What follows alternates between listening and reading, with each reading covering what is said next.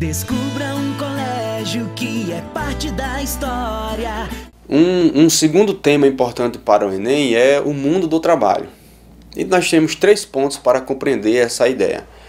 O primeiro ponto é a definição de trabalho. O segundo são as características do trabalho. E o terceiro são as consequências do trabalho na vida dos indivíduos. Então, no primeiro ponto, na definição de trabalho, nós temos uma concepção mais ampla do trabalho, que pode ser compreendida como as práticas do ser humano de socialização, as atividades que os seres humanos fazem entre si, de humanização do sujeito. Uma segunda concepção é mais moderna, que gera ao trabalho um sinônimo de emprego, portanto de fonte de renda, de geração de salários.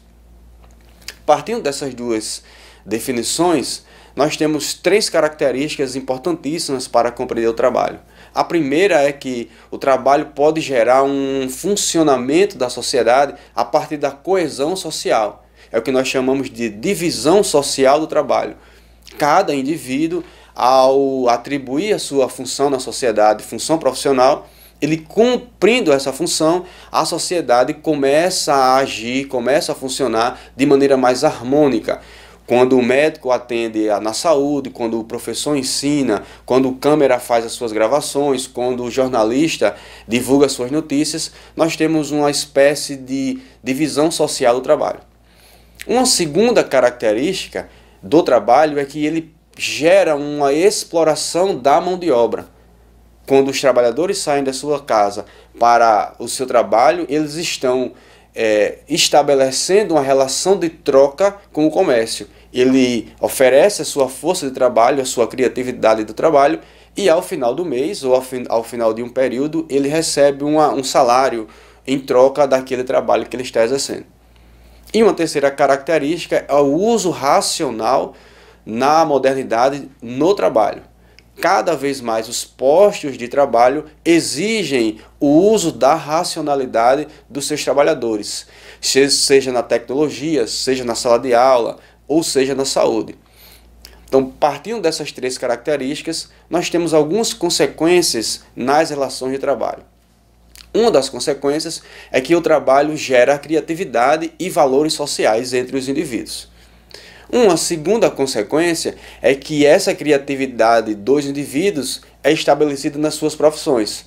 Portanto, o trabalho também gera um segmento, uma hierarquia entre os indivíduos a partir da profissão que ele exerce.